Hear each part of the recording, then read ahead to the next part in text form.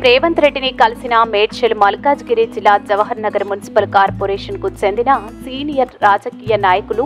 మెట్టు వెంకన్న టీఆర్ఎస్ పార్టీకి రాజీనామా చేసి రాష్ట్ర ముఖ్యమంత్రి రేవంత్ రెడ్డిని కలిసి కాంగ్రెస్ పార్టీలో జాయిన్ అయ్యారు.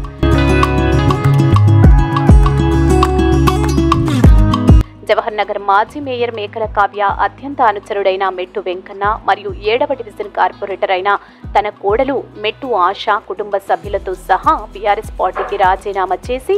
రాష్ట్ర ముఖ్యమంత్రి రేవంత్ రెడ్డి సలహా సూచన మేరకు కాంగ్రెస్ పార్టీ మెట్టెక్కారు. మెట్టు వెంకన్న ఈ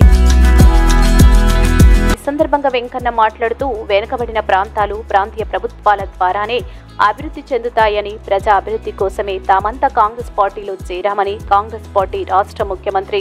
రేవంత్ రెడ్డి నాయకత్వంలో ఇంకో 10 ఏళ్ల పాటు రాష్ట్రం సుభిక్షంగా సస్యశ్యామలంగా ఉంటుందని, అందుకోసమే తామంతా కాంగ్రెస్ పార్టీలో చేరామని ఈ సందర్భంగా మెట్టు వెంకన్న విజిలీ టీవీతో తెలిపారు.